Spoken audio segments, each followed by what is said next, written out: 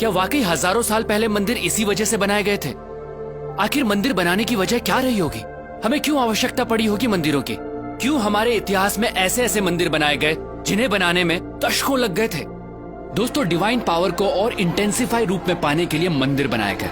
इसे यूं समझिए, जिस तरह साउंड वेव्स को कैच करने के लिए सेलफोन चाहिए, ठीक उसी तरह डिवाइन पावर को उसकी नेचुरल इंटेंसिटी में कैच करने के लिए चाहिए एक पावरफुल टूल, जो है मंदिर। एक तरह से यूं समझिए, कॉस्मिक कनेक्शन के लिए बनाए गए पावरफुल टूल है मंदिर। ये एक पॉसिबिलिटी है उस डायमेंशन को छूने की जिससे हम इंसान बने, ये संसार बना, ये ब्रह्मांड बना। और ब्रह्मांड में दूसरे आयामों से कनेक्शन बैठाने के लिए हमारे पूर्वजों ने न सिर्फ मंदिरों में डिवाइन स्ट्रक्चर स्थापित किए, बल्कि उन्हें कॉन्सिक्रेट यानी प्राण प्रतिष्ठित भी किया। प्राण प्रतिष्ठा मतलब मूर्तियों में जान आ जाना नहीं होता है दोस्तों, ये प्राण एनर्जी की तरह प्रतिष्ठित किए जाते हैं।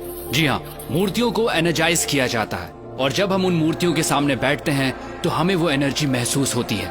हमें परेशानी का हल मिलता है, हमारा दुख दूर होता है और हम खुद को भगवान से जोड़ते हैं। ये सिर्फ उन डिवाइन एनर्जीज की वजह से होता है दोस्तों। ये एनर्जी आपका सिस्टम जब कैच करता है तो आपकी एनर्जी बॉडी अलाइंड होती है और आप पॉजिटिव फील करते हैं। जैसे हमें अलग अलग लोगों से पॉजिटिव और नेगेटिव वाइब्स मिलती हैं। देखिए दोस्तों, एनर्जी जो है वो आपके थॉट प्रोसेस से ड्राइव होती है और सामने वाला वही महसूस करता है।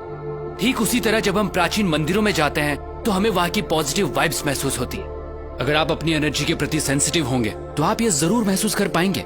कई मंदिरों की एनर्जी ऐसी होती है कि आप अपने आंसू नहीं रोक पाते, आप इमोशनल हो जाते हैं। हो सकता है आप गिल्ट महसूस करें उस काम के लिए जो आपको गलत लगता है। ऐसी जगह आपको मेल्ट करती हैं, आपको लाइट करती हैं, आपको हल्कापन महसूस कराती हैं। दोस्तों, प्राचीन मंदिर ऐसे एनर्जी सेंटर्स थे जो इंसान की डीप ट्रांसफॉर्मेशन के लिए बनाए गए थे। तभी तो मंदिरों में जाने से पहले नहाया जाता था, ताकि आपकी बॉडी उस एनर्जी के लिए और रिसेप्टिव बने। मंदिर कॉस्मोस के साथ अपना कनेक्शन बैठाने की जगह के तौर पर बने थे, जहां आंख बंद करके ब्रह्मांड के आयामों से जुड़ा जाता था। तभी तो आज भी जब हम मंदिर जाते हैं तो कुछ देर आंख बंद करके जरूर बैठते हैं। आप इस दुनिया में कब आए, कब जाएंगे, क्या खाते हैं, क्या कमाते हैं, इससे कोई फर्क नहीं पड़ता। आपको जीवन में कभी न कभी सोर्स ऑफ क्रिएशन से जुड़ने की जरूरत जरूर महसूस होगी। आप उस एनर्जी को महसूस करना चाहेंगे जिससे आप बने हैं। मंदिर उस मार्ग का द्वार है। हम ये नहीं कहते कि सिर्फ मंदिर जाकर ही ये संभव है दोस्तों। अगर आपके घर में मंदिर जैसा एनवायरनमेंट है, कॉन्सिक्रेटेड मूर्ति है, तो आप कॉस्मोस के साथ अपने कनेक्शन को और स्ट्रॉन्ग कर सकते हैं। हमें जितना हो सके इस एनर्जी के पास रहना चाहिए, प्राण प्रतिष्ठित स्थानों पर जाना चाहिए। खासकर 14 साल से कम उम्र वाले बच्चे अगर कॉन्सिक्रेटेड स्पेसेस पर रेगुलरली जाते हैं तो उनकी एडोलेसेंस प्रॉब्लम्स बहुत हद तक अपने आप रिजॉल्व हो जाती हैं।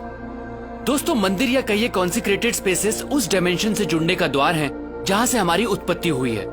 ये एक तरह की टेक्नोलॉजी ही है जिससे हमारा एनर्जी सिस्टम ऐसे अलाइंड होता है कि हमारा जीवन को देखने का नजरिया ही बदल जाता है। तो अगली बार जब भी किसी मंदिर में जाएं तो वहां की प्राण प्रतिष्ठित मूर्ति और उस कॉन्सिक्रेटेड स्पेस की एनर्जी को अपनी एनर्जी सिस्टम से एक होता जरूर महसूस कीजिएगा।